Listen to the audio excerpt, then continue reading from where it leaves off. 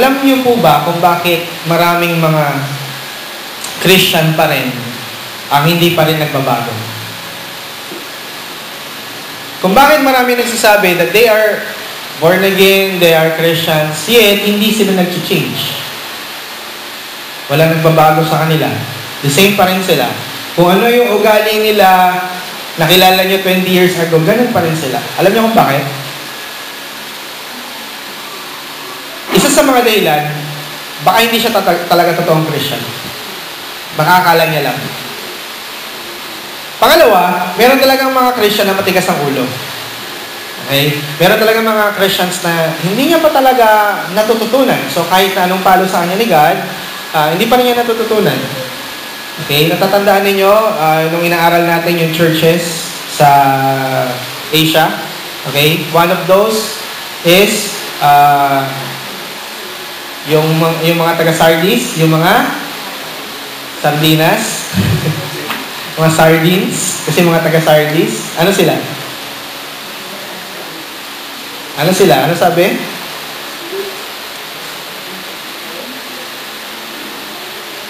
Iba-iba yung church, right?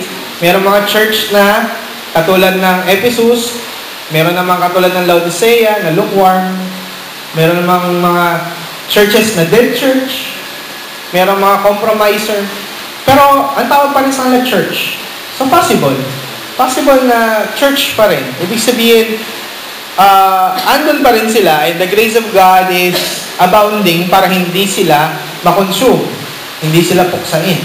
Pero ang isa sa mga matinding reason kung bakit hindi nagbabago ang mga Christian is because hindi nila ina-apply ang kanilang mga natututunan sa church or even yung kanilang mga inaaral personally. The worst na, baka hindi pa nag-aaral personally. Okay? So, ang gagawin lang, pupunta lang sa church every Sunday kasi umaasa siya na doon siya matututo. Alam niyo, kapag ito lang yung inyong feeding, kapag yung church lang at hindi kayo nag-aaral mag-isa nyo, ano mangyayari sa inyo? Diba? Kahit sa mga bata nga, kahit yung kambal, lagi kong sinasabi sa kanila, halimbawa, wala pa kami ni mami, nagugutom na kayo, gawa kayo ng paraan. May pagkain sa ref, o kaya dyan sa lalagyan natin, kumain na kayo. Pwede naman, hindi naman kailangan ipaghahain pa kayo. There are times that you should learn how to eat. Nourish yourselves. Okay? Pero ang problem is, yung word na application. There are times na dito tayo hirap lahat pagdating sa application. Marami sa atin ang palyado because pagdating sa application, patay, yari. Okay? Minsan tama yung ating binabasang word, yung verse, ang ganda. Okay? Pero pagdating sa pag-a-apply natin, yari na. Alam niyo, importante ang application. Bakit po, Pastor? Bakit importante ang application? Sa application, halimbawa ako, pastor ako. Sa pamamagitan ng application na ibibigay ko sa inyo, ito yung part na lagi ko binibigay sa inyo sa huli. Kung natatandaan niyo, lagi akong minsan 3 points, minsan 4 points, di ba? Minsan 2, minsan isa nga lang. Kung ano yung ini-imply ng verse, kung ano yung gusto sabihin ng passage, paano natin ito i-apply sa buhay natin, lagi ko yung binabanggit. Okay, bakit importante? Pag mali yung application na binigay ko sa inyo, ano mangyayari? Ha?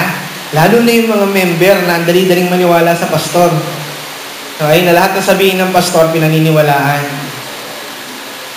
Alam mo nangyayari? Minsan nagpapalit yung desisyon, minsan nagkakaroon ng maling desisyon, minsan gumagawa ng mga foolish na bagay dahil sa maling application na natutunan nila sa church. Mamaya ipapakita ko sa inyo yung meron akong nilistang 7 na iba't ibang klaseng application na dangerous. Okay? So, ang application po ay tama.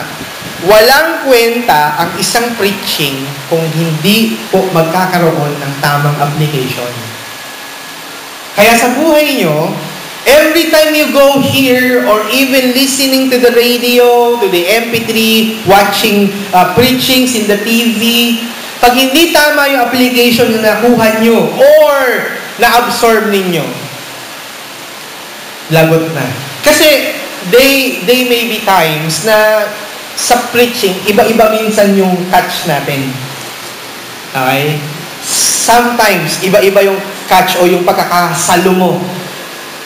Ang mga factors dyan minsan, merong factor din ng intellectual capacity. Okay? Meron talagang mahina ang pick up minsan di ba? Meron din namang mga tao na sobrang broad yung kanyang imagination na kapag may sinabi ka sa kanya, ang bilis umandar ng kanyang utak, ang dami niyang nakukuha ng application. Yung mga ganong klaseng tao.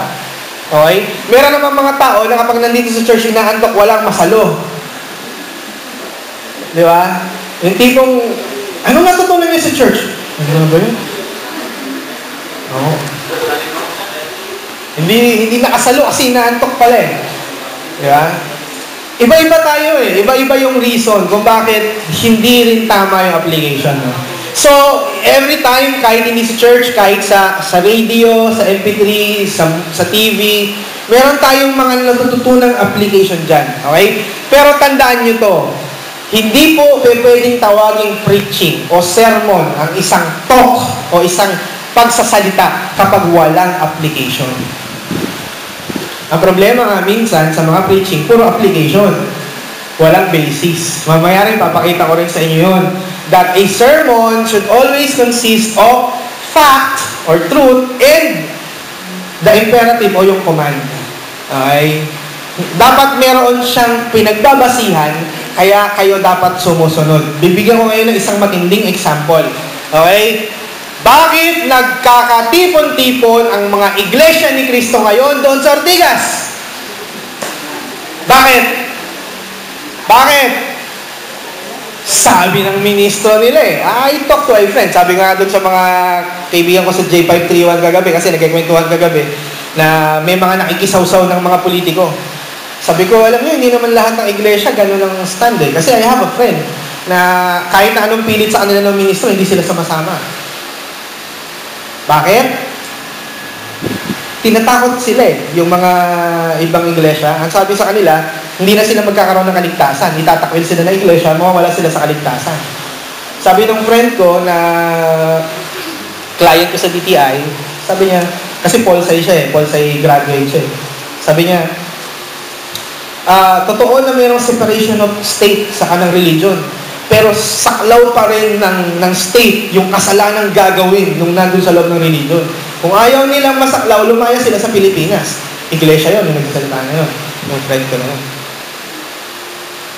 Bakit nila ginagawa yun? Bakit nila sinusunod yun? Why? Kasi sabi ng ministro nila. Therefore, yung kanilang application, anong basis nila? Anong basis nila? Is it the truth?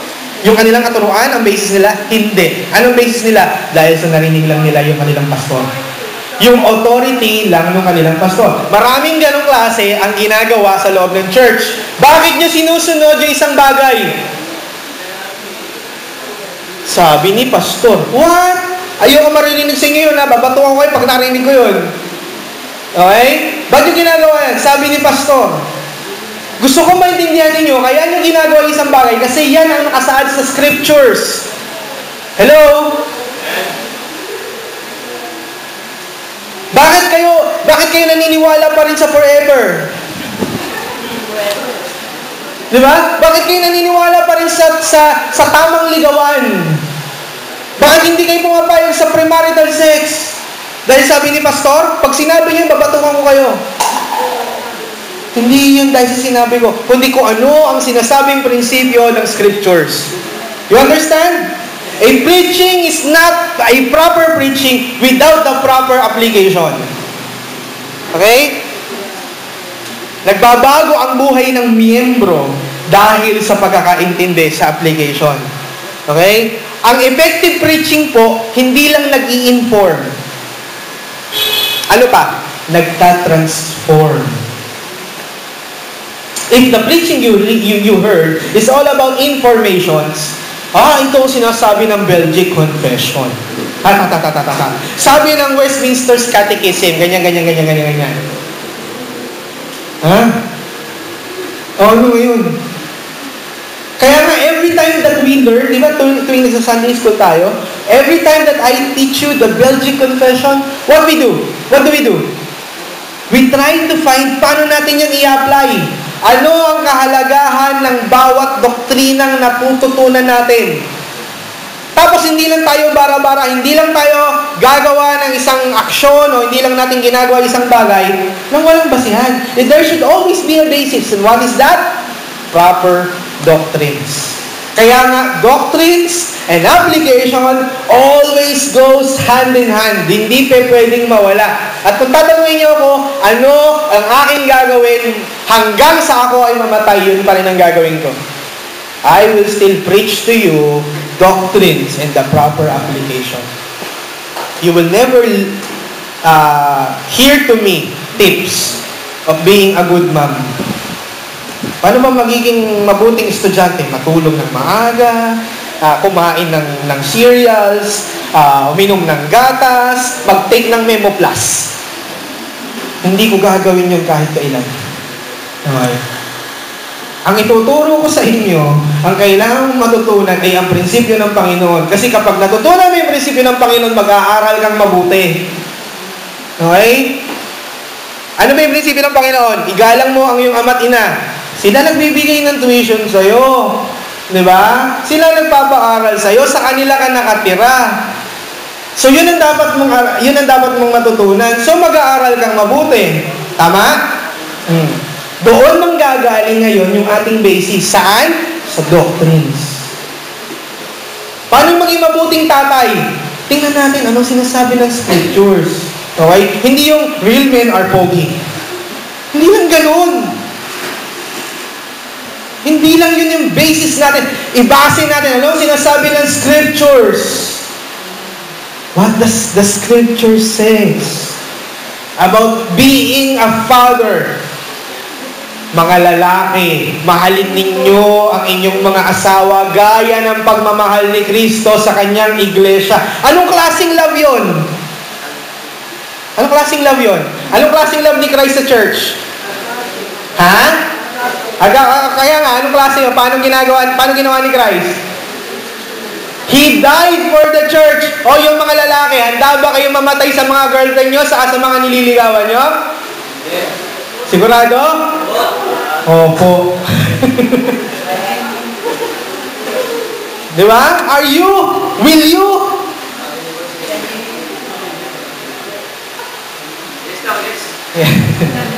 Doon dapat nakabase. Doon dapat nakaangkla yung ating application. Saan? Sa doktrina. Tama? Kaya huwag kayong magagalit sa akin na mahaba akong mag-preach tapos puro doctrines muna bago tayo mag-apply. Tapos hindi ako puro kwento. Di ba? Marami kasi mga preachers ang sisimulan yung kwento patungkol sa Minion. Di ba? Bubuksan. Minsan nga may magpa-flash pa ng movie. Si Piolo saka si Sarah Geronimo. Di ba? Umatin kayo sa mga mega churches, ganun ang style ng preaching doon. Hindi naman lahat. May mga matino namang mega churches. Pero yung mga mega church na gusto lang mag-attract ng mga tao, ay ganun. Okay?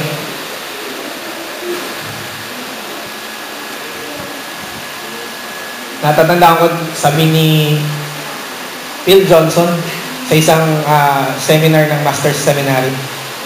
Isang conference nila. Doon daw sa Grace Church, wala silang spotlight. Okay? Kaya pagka-preaching nila, bukas lahat ang ilaw. Kasi pag napunta kayo sa mga mega church ngayon, yung mga iba't ibang mga ilaw. Yun yung dating church nila, Sister Kat, nagulat ako kasi 5 klaseng kulay yung ilaw. May pula, may dilaw, may ano. Parang nasa pub. Nag-iiba-iba yung kulay pag praise and worship yun. Talaga naman, di ba? Kaya pag kumanta kayo ng Faith, I can move the mountains, parang kinakanta mo, Faith, I can live wherever. Parang ganun yung dating eh. Kasi ibang-iba yung aura ng church. Sabi ni Bill Johnson, doon sa church nila, walang spotlight. Bukas yung ilaw. Why? Para mabasang, mabuti ng mga miyembro yung kanilang mga Bible. Para tama yung kanilang application. Okay? Kaya minimize ko din yung paggamit minsan ng LCD projector. Kaya kapag ano lang tayo, pagka Belgic confession lang, saka lang kayo merong kodigo. Hindi ko kayo binibigyan ng kodigo pagka preaching. Yung ibang mga churches kasi, pati yung Bible verse nandun na sa kanilang mga notes. Baka hindi na kayo magbukas ng Bible yun. Kailangan yun. Okay? So, bibigyan ko kayo ng 7 example ng nakakatakot na application. Okay? 7 dangerous application hearsays. Mga basurang application. Okay? Na alam ko na minsan nagagamit pa rin natin.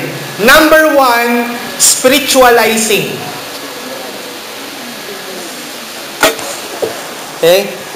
Doon sa mga nag-aral ng Bible School, yung mga terminologies na to, alam niyo to. Okay? Spiritualizing, ito yung nilalagyan ng meaning yung bawat nababasa. Halimbawa, ang sabi ni Christ, if you want to follow me, deny yourself, pick up your cross, and follow me. Ang spiritualizing, lalagyan niya ng meaning yung pick up your cross. Ano yung pick up your cross? Yung cross na yan yung mga dalahin mo sa buhay.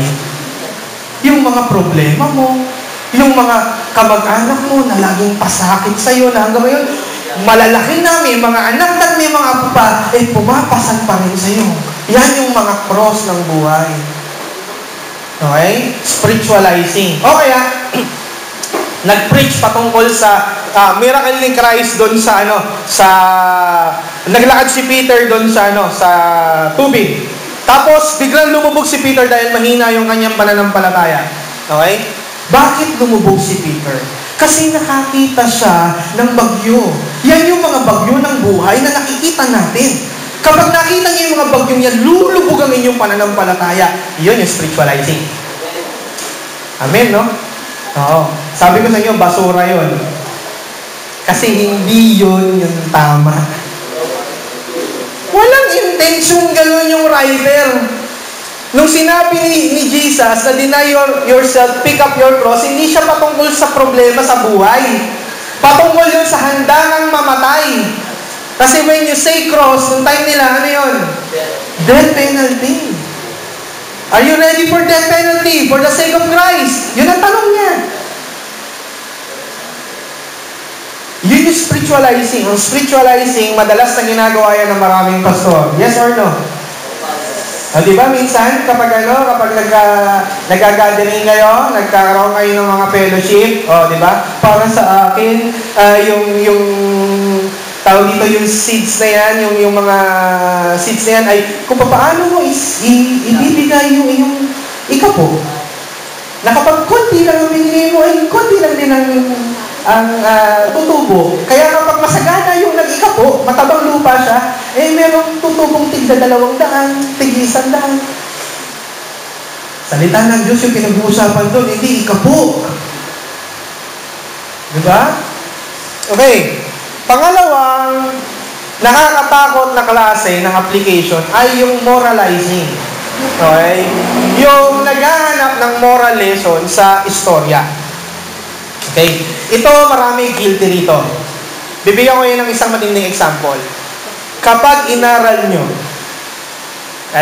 hindi na tayo lalayo. Yung inaral natin last Sunday, yung tinuro ni Pastor Charlie last Sunday. Sino yun? Si Ruth. Okay, ano ang madalas natututunan sa Book of Ruth? Love at first sight. Bakit? Dahil na-inlove si Boaz kay Noemi. Na-inlove ba? Nung in-scrutinize si Pastor Charlie, na-inlove ba si Boaz? Hindi walang inlove nga dun Ano sabi? Responsibility niya. Actually, hindi nga siya ang may responsibility Yung isa pang kinsman, kaso ayaw nung isang kinsman. So walang choice, sinong kukuha? Si Boaz. So may love at first sight? Wala. Isa pang example. Kapag merong mga men's fellowship, Ang isa sa palong-palong example dyan, okay, laging ginagamit na illustration, si Joseph. Bakit? Ay, nung nandun siya sa bahay ni Potiphar, di ba? Ano nangyari? Gusto siyang harasin. Pero takbo siya. So, anong nangyari? Napopokus ang utak natin na si Joseph ay faithful. Faithful. Dahil faithful siya, pinagpapala siya ni God. Yung bang message ng life ni Joseph, kung bakit nasulat ang Genesis, bakit naisaksak yan sa book of Genesis, hindi natin nakikita that is a part of God's plan of preserving His nation. Kung hindi dinala ng Panginoon si Joseph dun sa bahay ni Potiphar, malamang patay ang Israel. Bakit? Magugutom.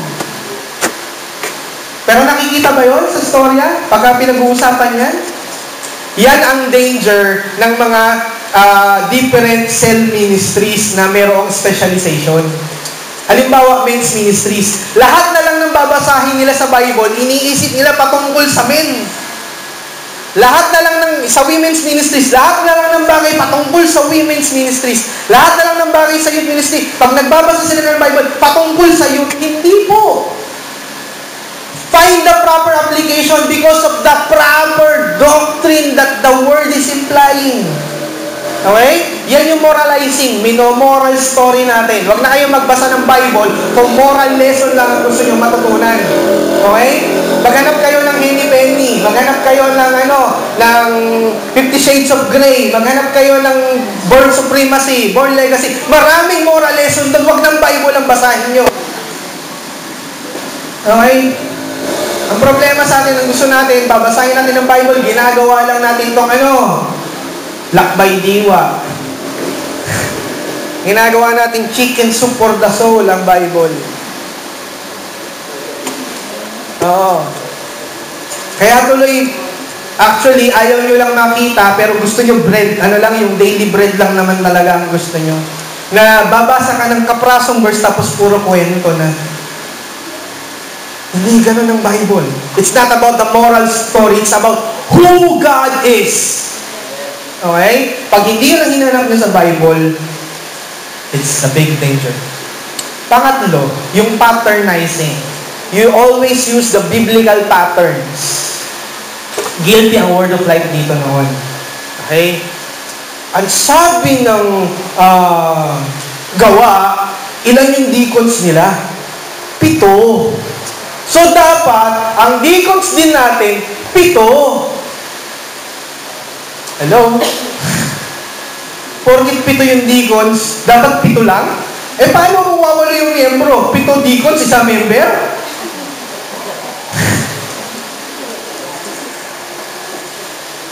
Nagets nyo? Hindi porkit sinabi sa Bible, yung pattern na yan yung pattern kaagad. Tingnan ninyo, bakit nasanay kayo na kapag nagpe-pray kayo, hindi kayo makapagtapos ng prayer nang walang in Jesus name? Di ba? Naalala niyo yung theology of prayer nung tinuro ko sa inyo? Bakit? Antay kayo na antay sa akin na sabihin ko in Jesus name, sa akin yung amen. Tapos nung one time, nagulat kayo, nag-amen ako, hindi pa ako nag-in Jesus name. Why? Kasi laging nasasaksak sa utak natin, laging may pattern. Yung word na acts, adoration, confession, thanksgiving, supplication. Kaya kapag nagpe-pray kayo, hallelujah, hallelujah, gaganon muna kayo bago kayo magsabi ng kung ano gusto nyo sabihin. Di ba? Kailangan mo, salamat po. Iyak ka na nga eh. Iyak ka na. Kapag kausap nyo, tatay nyo, may problema kayo, gusto nyo sabihin yung problema nyo, sasabihin ba, tay, alam mo, ang gwapo-gwapo mo. Salamat sa lahat ng bagay na binibigay mo. Saka ka pala, tay, may problema ako. Dahil may pattern, hindi mo yun magawa. Bakit? Saan nyo natutunan yun? Matthew chapter 6. Sa Our Father. Our Father who art in heaven. So, kailangan muna, meron ka adoration. May thanksgiving muna. May confession muna. Bago mo hihingin yung, give us this day our daily bread. Dahil sinanay tayo sa ganung klaseng application, ito yung nakalagay dito, may pattern yan. So, pattern yan. Ano? Hindi ganun. Okay? Trivializing. Pang-apat. Maraming mga preachers ang gumagawa ng application tapos puro trivia. Okay? Ako nagbibigay ako sa inyo ng trivia. Pero yung mga trivia ko, kaya ako lang binibigay yun para magbigay lang sa inyo ng ting! Di ba? Para mabuhay yung diwa nyo. Naalala nyo, binigyan ko kayo ng trivia. Bakit June 24 ang celebration ng San Juan? Naalala nyo yun, nung sinabi ko sa inyo, bakit? Saan nila binase? Kailan ang Christmas Day? December 25. Kailan dumalaw si Mary kay Elizabeth, na nanay ni... nung dumalaw pala si Elizabeth kay Mary. Ano na meron nun? 6 months ng buntis si Elizabeth kay Mary. Kay Juan, nung dumalaw siya kay Mary. Kaya ang ginawa ng mga Roman Catholics, from December 25, bumilang sila 6 months pabalik. So ano yun? June 24. Kaya San Juan. Maraming mga pastor, yan yung kanilang application. Diyan na uuwi. Okay? Na hindi ko, puro gano'n, kita niyo yung mga reaction nyo? Di ba? Mga tipong trivia. Maraming yung mga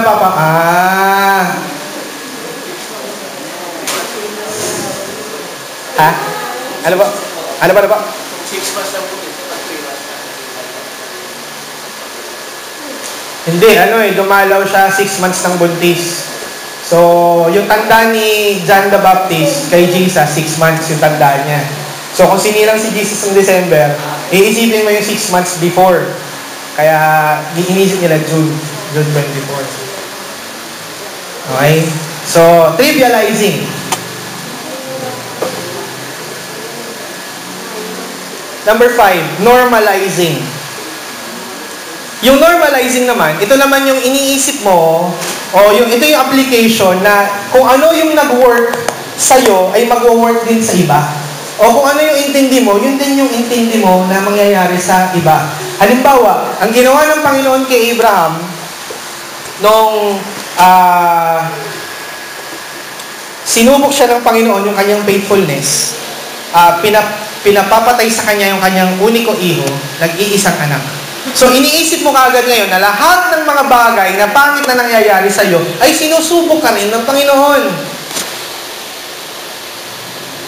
Okay? Tapos iniisip mo na meron ding darating sa iyong ram na magliligtas sa iyo dun sa situation mo.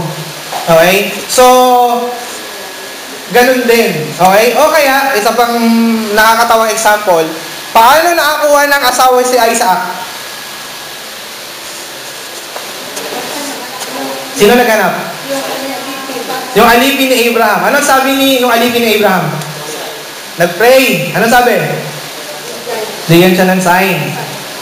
Na kung sino yung magpapainom sa kanya, saka yung mga hayop na dala-dala niya, yun na yun. Tama? So, anong application ngayon doon?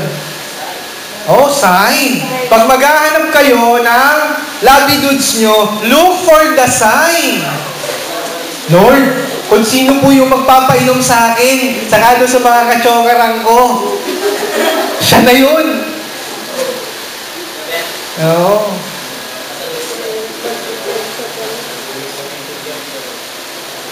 Normalizing. So, gumagamit tayo ng Bible para palitawin yung bagay na hindi naman talaga pinalilitaw ng scriptures. Okay? Pang-anim. Marami rin na gumagawa nito, yung tinatawag na proof texting. Yung proof texting, meron siyang gustong palitawin talaga. Okay? Meron siyang gustong palitawin na ituro, okay, halimbawa si pastor o kahit na yung miyembro pa, meron siyang gustong malaman, nilalagyan na lang niya ng Bible support. Okay? Nilalagyan na lang niya ng Bible support. Halimbawa, yung mga pastor na mahilig kumangkaw ng kayamanan ng miyembro. Okay. Anong gagawin niyan? Dalhin niyo ang inyong mga ikapo sa templo. Bakit? Subukin niyo ako, sabi ng Panginoon sa Malakias, kung di ko buksan ng durong awan ng langit. O, di ba? Anong problema? Walang context. Bakit? Anong context nun? Anong context dati? Noong time na yun? Anong context nun? Ha? Bakit sinabi yun ni God? Ano nangyari? Dahil yung mga tao, yung mga Israelites, ayaw na nilang dalhin yung kanilang ikapo, wala nang kakainin yung mga Levites. Yung mga Levites po ay walang ibang pagkain aasahan kundi yung kanilang mga ikapong nakukuha. Gets nyo? Anong kinalaman nun sa templo? Templo ba to? This is not a temple, this is a church. Magkaiba yun. Walang handong na nangyayari dito. Walang patayan ng tupang nangyayari dito. Yung setup ng church ay setup ng synagogue, hindi ng temple. Tama, Sister Pitad? Magkaiba ang setup ng synagogue at ng temple. Ang temple po, hindi nakakapasok yung mga tao. Hanggang doon lang sa courts. Sa labas, sa outer courts lang. Hindi kayo makakapasok sa loob. Sino lang ang nakakapasok doon? Priest saka high priest. Okay? So, templo ba to? Hindi. Church to. Kaya nga, pinunit na yun eh. Dahil wala nang sense yung temple. Sino na ang temple? Sabi ni Paul, sino na ang temple? Tayo na. Itong katawan na to, ito na ang temple ngayon. Hindi itong physical church na to. O sige, i-apply natin. Gamitin natin yung yung sinasabi sa Malakay. Bring your tithes to the temple. O kanino ngayon mapupunta? Kay pastor. Oh, no, gets nyo? Di ba? Daig pa ni pastor ang nagpa-royal. Daig pa ni pastor ang MLM networking. Bakit? Lahat ng member, dadalhin yung ikapo niya. 10% nyo lang lahat. Ang yamang ko nun. Di ba? Di ba? Ayaw lang garapalin. Okay? Proof texting ang tawag doon. Pang-pito, promising the unpromised. Ito yung maraming guilting mga Christians. Ano to? Yung kukuha ng verse at aangkining promise. Proverbs chapter 3, verse 5 and 6. Ano sabi doon? Ano sabi doon? Favorite verse yan eh. Proverbs 3, 5 and 6. Trust in the Lord with all of your heart and lean not with your own understanding. In all your ways acknowledge Him and He will direct your paths. Eh bakit may naliliko? Hindi ba nag-trust kay God? Di ba? Hindi ba naglinat sa kanyang understanding? Marami sa atin ang angkin ng promise na hindi naman inyo. Sabi ng Panginoon kay Abraham, tanaw mo yung mga mata, lahat ng yan magiging iyo. So, aakinin mo ngayon yan. Lord, sabi mo sa Genesis eh, lahat ng matanaw ko akin. Subukan mong gawin. Tingnan natin kung di ka madimanda. Subukan mo. Oo, di ka madimanda ng trespassing. Subukan mo lang. Gawin mo yan ngayon. Kay Abraham lang po yun. Hindi inyo. Nang-aano kayo.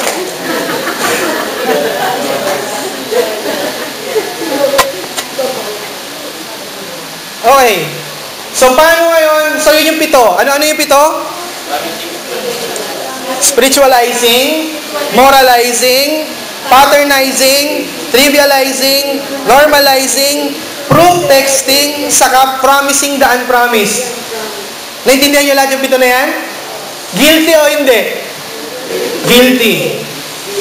So, paano natin ito itatama? You should have the proper application. Having the balance. Okay? Having the balance. Dapat ang ating application po ay mayroong dalawang bagay. The biblical integrity o yung truth. Okay? Pangalawa, yung practical relevance. Dapat may pinagmumulan yung inyong application. Ano yung doktrinang pinanggagalingan niyan? Pangalawa, paano nyo ito i-apply sa buhay natin ngayon? Halimbawa, nabasa nyo kay Paul na ang mga babae dapat merong takip, talukbong.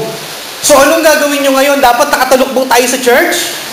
Papagkamalan tayong horror movies dito. Ano, grabe naman yung simbahan yan. Lahat nakatalukbong. Di ba? Nakita niyo na yung sa EDSA. Yung isang church dyan sa may EDSA, sa may katabi ng Word of Hope. Halos katapat ng SM North, ng Annex. Merong isang simbahan dyan, yung Apostolic Chubachenes na church dyan. Oo, na lahat sila nakaputi. Tapos lahat ng babae parang madre, lahat nakatalukbong. Hindi nyo ba nakikita yun? Meron dyan, Sunday morning saka afternoon yung kanilang samba. Meron din dun sa Bagong Silang eh. Hindi dating daan yun. Nakakulay puti silang lahat eh. Tapos sila, apostolic something yung title ng church nila eh. Tapos isipin nyo, nakaganon tayong lahat dito. Tapos ang tatanungin, saan yung binase? Sinabi po kasi ni Paul. Paternizing. Ano? Hindi ganon. Kailangan, yung doktrinang niyayakap ninyo, meron din siyang proper relevance. Okay? May proper relevance din siya. Tama rin siya. Applicable din siya sa panahon natin. Okay? How can we find proper application? Dalawang bagay lang yan eh. Ang Bible po, meron yan kagad abrupt or diretsohang application. Halimbawa, bigyan an example, no? Dalawa kasing part lagi ang Bible eh. Yung tinatawag na indicative, pangalawa yung tinatawag na imperative. O sa mga magagaling sa English. Ano ibig sabihin ng indicative mood? Teachers, indicative mood. Ang daming teachers dito, indicative mood. Hello. What does indicative mood means? Indicative mood, ano po Sister Bitag? Paliwanag. Sinasabi niya yung kanyang gustong sabihin. Okay? Meron siyang gustong i-explain. This is what it means. Yun yung indicative mood. Okay? So, halimbawa sa sentence, merong isang sentence, kapag yung sentence ay nagpapaliwanag, it is in the indicative mood. Okay? Hello? O, yung mga nag-aaral dyan, importante ito. Kaya kapag ang nanay nyo may sinasabi, dapat alamin nyo if it is in the indicative mood. Nagkikwento lang yan, nag-i-explain lang. Okay? Pero, ano naman ang ibig sabihin ng imperative mood? Yo! Thank you, Sister Carmen. Teacher na teacher. Imperative mood, ibig sabihin, nag-uutos yan, nagko-command yan. Diyan ngayon pumapasok yung mga sermon ng nanay nyo. Meron niyang madalas na exclamation point, do this, do that, ganito gawin mo. Yan, mismo. Usually, imperative mood, iba-ibang exclamation points or iba-ibang mga ginagamit na mga, ano tawag doon? Punctuation marks ang ginagamit. Minsan merong indicative mood, imperative, pero minsan patanong, sarcastic. Okay? Minsan naman, dinidiin niya. Okay? Minsan naman mahinahon. Pero, pagdating sa indicative, lagi yung ends with period. Okay? Nung nag-aaral ako, yun ang pinakamadali. Okay? Indicative. Indicative, nag-explain. Imperative, nag-uutos. Ang Bible po, laging 2 parts yan. Lagi siyang mayroong sinasabing truth at meron siyang inuutos. Bigyan ko kayo ng example. Look at Exodus chapter 20. Open your tablets and your manual Bibles to Exodus 20. Tingnan yung verse 2. Pakibasa. 20 verse 2. I am the Lord thy God, which have brought thee out of the land of Egypt, out of the house of bondage. Okay. Tingnan nyo yan. Anong sinasabi doon? Anong mood yan? Indicative. Ako ang Diyos na naglabas sa inyo sa Ehipto. Okay? So, sinasabi ni God, I am your God. Nilabas ko kayo from Egypt. Mga Israelita, nilabas ko kayo from Egypt. So, nagkakaroon siya ng pagsasabi kung ano yung dapat maintindihan ng Israel. So, ano kailangan nilang gawin? Look at the imperative part, verse 3. You shall have no other gods before me. Imperative. Ibig sabihin, hindi ka lang dapat nakabase doon sa you shall not have no other gods before me. Bakit? Di ba? Kayo ba pag inaagalitan kayo ng mga nanay nyo, hindi kayo nagtatanong ng bakit? Halimbawa, sinabi, anak, huwag kang uuwi ng hating gabi. Anong tanong nyo? Bakit? Di ba? Wala na masakyan, delikado na yung paligid. May reason behind. So, yung inyong i-apply, yung inyong application, there should always be a basis. Tama? Kaya nga sabi ko sa inyo doon sa balita kahapon, merong in-interview from the Channel 2. Sabi ng Channel 2 doon sa isa sa mga taga-Ortigas, bakit ba kayo nandito? Sabi nga doon sa isang lalaki. Sabi ng lalaki, kasi pinaglalaban namin yung aming iglesia, pinakikialaman ng gobyerno, dapat may separation of religion and state. Ano ba ang nalalaman nyo patungkol po sa religion and state? Tapos sabi ng ministro namin, pinaglalaban mo, di mo alam. Hello? Marami sa atin, ina-apply natin yung isang bagay, wala tayong basis. Hello? Tama? Maganda raw pong uminom ng tawag dito, alkaline water. Ay, talaga. Sige, inom tayo ng alkaline water. Ang tanong doon dapat, bakit? Anong basis? Di ba? Anong alkaline? Yung battery, may alkaline din. Lagay mo sa tubig, may alkaline na. Anong klaseng alkaline yun? Bakit? Anong basis mo? Alam nyo ba yun? Yung merong rabbit na energizer. That is an alkaline battery. O, lagay nyo sa tubig. Alkaline water yun. Subukan nyo. Tingnan natin kung anong mangyari. Pag in-apply nyo naman, babatukan ko kayo. Okay, so there is always an imperative and indicative. Another example, bigyan ko pa kayo ng isa pa example. Galatians 5:1. Yung first sentence lang, first part, pakibasa. Galatians 5 verse 1.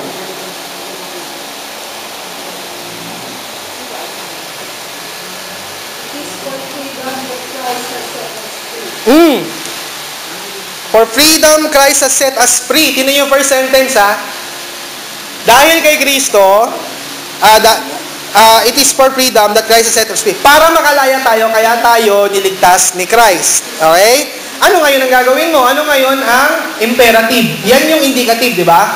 Niligtas tayo ni Christ. Ang sabi ni Paul, niligtas tayo, pinalaya tayo. So ano ngayon ang gagawin mo? What should be the application? What should be the application? Stand firm, therefore, do not submit again to the yoke of slavery. Kinakanta niya pa yan. It was for freedom that Christ has set us free. Yeah? No longer to be the yoke of slavery. O ano ngayon? So, kinanta niyo, ano na? Wala! May natutunan? Wala! Ganon? Anong kwenta? A preaching, a passage, there is always the imperative and the indicative part. Kaya kung tatanungin niyo ako, Pastor, paano kayo nagbubuo ng sermon? Yun lang ang laging nasa utak ko. Ang Bible po, laging merong indicative at laging may imperative. Balikan niyo yung mga notes niyo. That's the only secret that I have. I only find what the author is trying to say, Okay? Ano yung source? Tapos ano yung dapat na maging reaction natin ng mga mananampalataya doon sa doctrine na tinuro ng source? Gets nyo? So, hindi lang kayo basta-basta naglalagay ng application. Para kasi sa akin, ang sinasabi niyan ay ganito. O, yan. Kaya, ang nangyayari tuloy, kapag nagkakaroon kayo ng cell grouping, kung ano-anong application. Di ba? Look for the imperative and look for the indicative. Always. Lagi niyong hanapin yun. Last example ko, Colossians chapter 3, verse 3.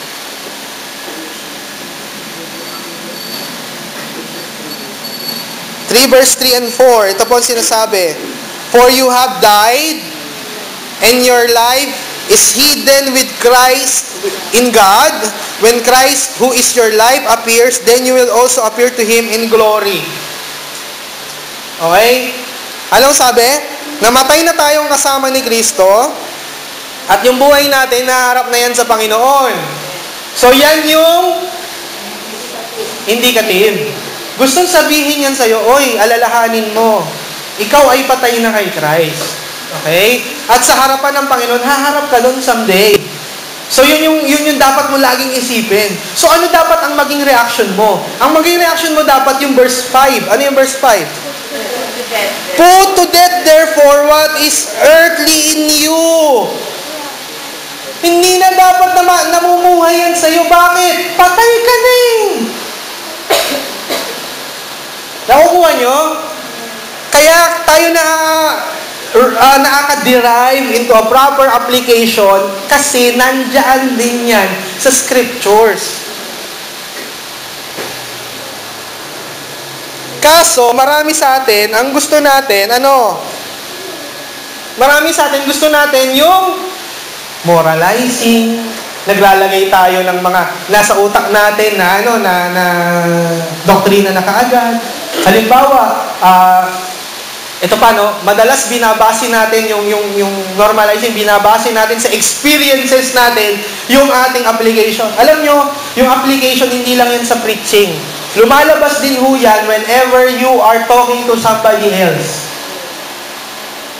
Pag nag-a-advise kayo sa friend ninyo, pag nag-minister kayo. Kaya nga sabi ko sa inyo kanina, nilinaw ko kanina, bakit kumakanta at tumutugtog ang praise and worship team?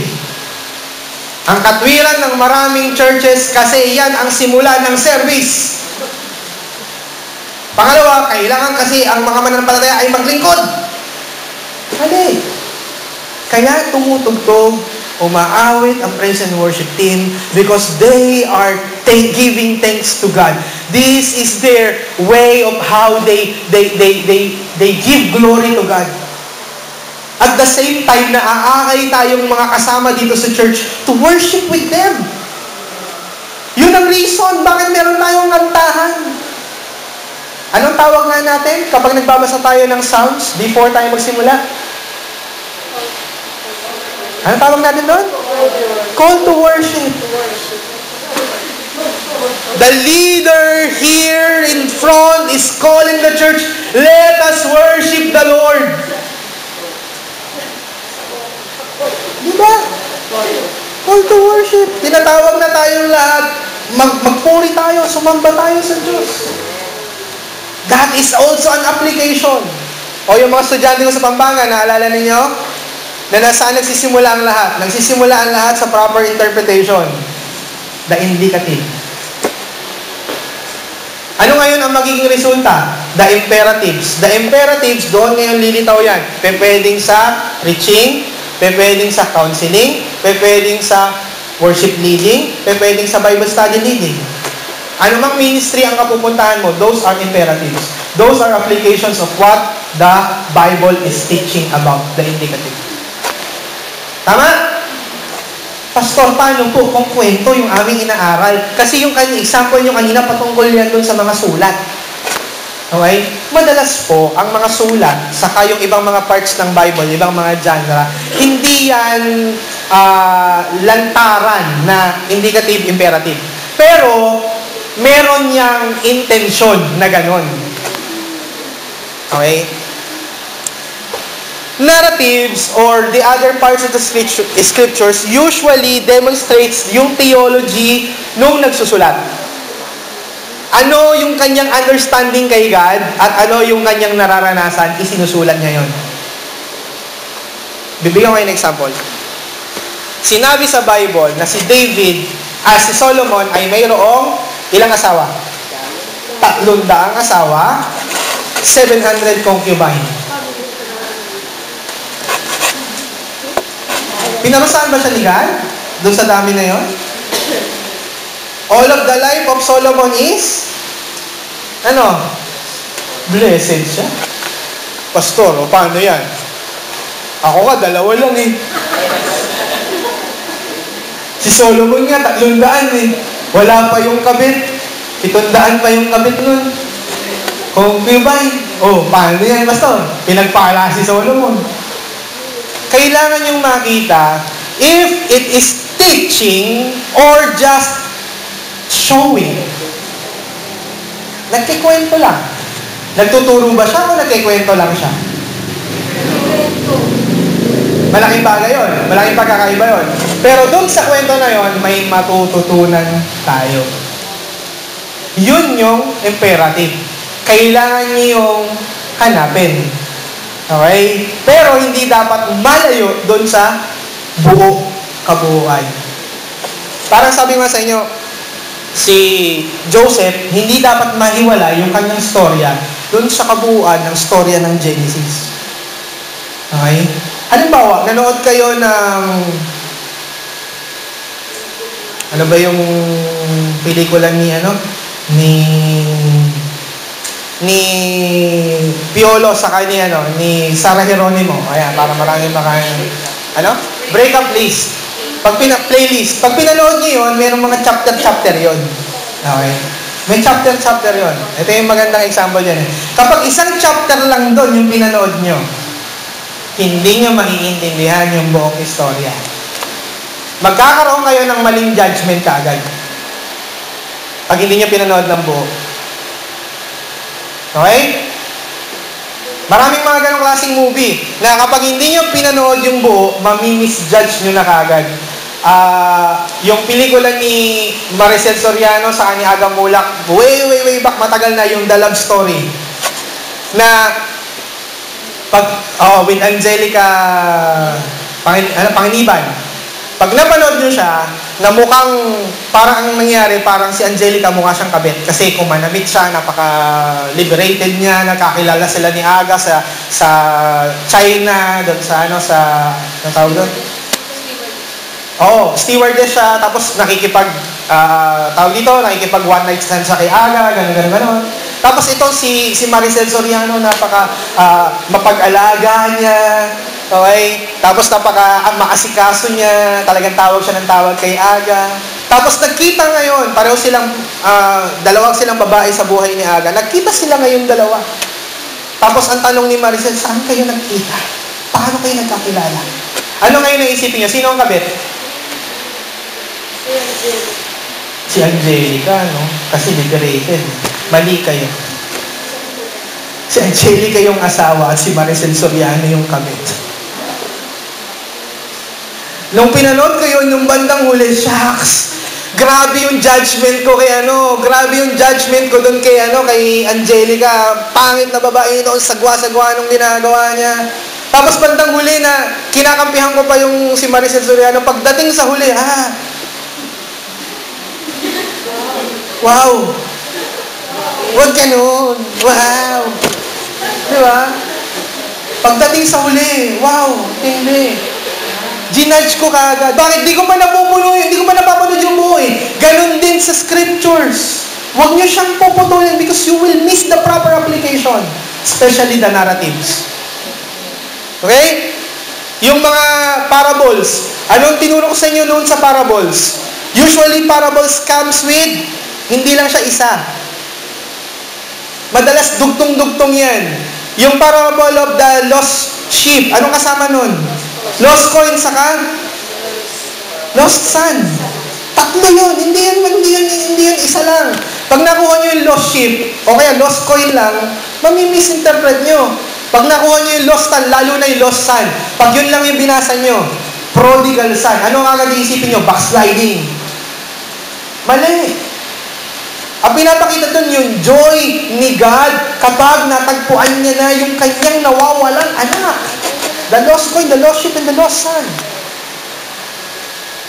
Okay? Bago ka magkaroon ng imperative, alamin mo muna yung indicative. Okay? So ngayon, mga kapatid, simple lang po ang ating imperative sa tanghaling ito. Okay? Alam ko nagugutom na kayo, pero dahil sa anniversary natin, okay, medyo special yung ating preaching. Gusto kong maintindihan nyo kung paano nyo i-apply yung mga susunod na maririnig nyo sa akin man, sa radyo man, sa ibang pastor man, o kahit saan kayo nandoon. Okay? Simple lang po. 2 things. Number 1, find the indicative. And number 2, find the imperative. Okay? Huwag kayong maglalagay ng sarili nyong application. But look for what really is. What the imperative. Okay po? Agree? I hope mga kapatid, na sa darating na mga preachings, sa mga darating na mga maririnig nyo someday, I hope that this would help you a lot. Okay? I hope na lumago kayo, ano man yung inyong pinakikinggan.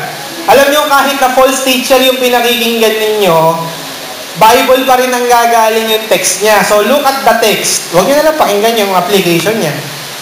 Baka mali application niya, no?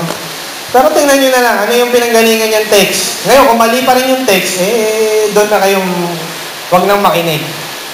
Pero kung tama yung text niya, titingnan nyo. Okay? So, ano ulit ang application natin ngayon this morning? Look for the indicative, then look for the imperative. Ulitin natin na ano yung indicative mood? Ano yung in-explain? Ano yung sinasabi? What is the imperative? Ano yung inuutos? Okay? Laging ganun ang Bible. Hindi po yan mawawala. Hindi yan matatapos. Laging ganun, paulit-ulit lang. Indicative and imperative. Okay po? Tayong lahat and let's pray.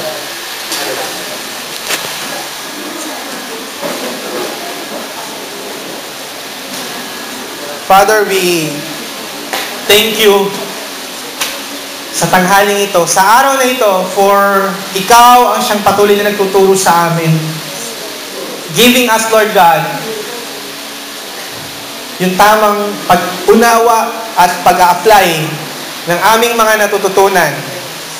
From what we heard, what we read, what we watch, what we listen, Lord, I pray, Lord God, na tulungan niyo po kami. Na lagi kaming maging aware, what does this implies?